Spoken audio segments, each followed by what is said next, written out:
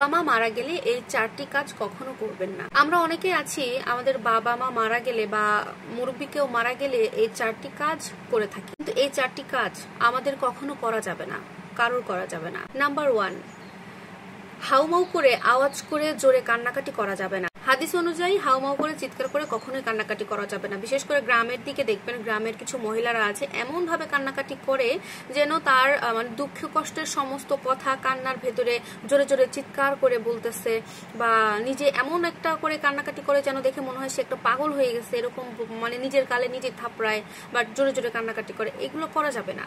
দুনিয়াতে আল্লাহ তাআলা আমাদের বাবা মা বা আমাদের কাছের আত্মীয় স্বজনদেরকে নিয়ে পরীক্ষা করবে। হাদিসে কিন্তু খুব সুন্দর ভাবে বলে দেওয়া আছে, আল্লাহ তাআলা আপনার আপনজনদেরকে বিদায় করে দিয়ে পৃথিবী থেকে তুলে নিয়ে আপনাকে পরীক্ষা করবে। এটাই হচ্ছে পরীক্ষার ফল হবে। আপনাকে পরীক্ষা দিতে হবে, আমাদের সবাইকে পরীক্ষা দিতে হবে।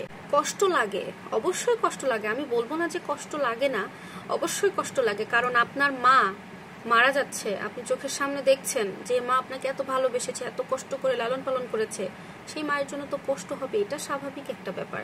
যে বাবা সন্তান মারা যাচ্ছে, বাবা নিজে হাতে মানুষ করেছে, এগুলো তো কষ্টের ব্যাপার। আপনি কান্না করবেন, আপনার কষ্ট হলে কান্না করবেন, এটা কান্না চলে আসে, কিন্তু ওই যে হাউমাউ করে পাগলের মতো হয়ে মাটিতে গড়াগড়ি পেরে জোরে জোরে এমন করে কান্নাকাটি করা যাবে না। কান্না করবেন আপনি নরম সুরে, আপনার কান্নাটা আপনি ফিল করবেন, আপনি নিজের কষ্টটা আপনি ফিল করবেন।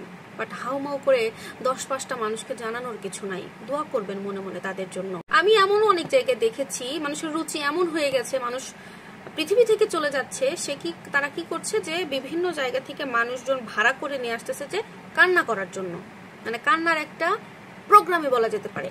এগুলা কেমন আচার, কেমন হচ্ছে আমাদের সমাজ বলেন তো? আমার কাছে তো এটা ভালো লাগে না। আর হাদিসে সম্পূর্ণভাবে নিষেধ এটা। আরো একটা কথা উল্লেখ আছে, যে ব্যক্তির জন্য আপনারা এভাবে কান্নাকাটি করছেন, মানে যে ব্যক্তি পৃথিবী থেকে বিদায় নিয়েছে, আপনারা যার জন্য হাউমাউ করে জোরে জোরে কান্নাকাটি করছেন, আপনাদের কিছুই হবে না, কিন্তু সম্পূর্ণ শাস্তি কবরের ভেতর পাবে ওই মানুষটা, যে মানুষটা পৃথিবী ছেড়ে চলে গিয়েছে। সুতরাং সবাই সাবধান হবেন এই ব্যাপারটা থেকে। নাম্বার 2, জানাজা করতে কখনো দেরি করা যাবে না। দাফন কাফনের জন্য যত দ্রুত সম্ভব করতে হবে, কখনো দেরি করা যাবে না। নাম্বার 2, দাফন কাফনে বা জানাজায় দেরি করা যাবে না।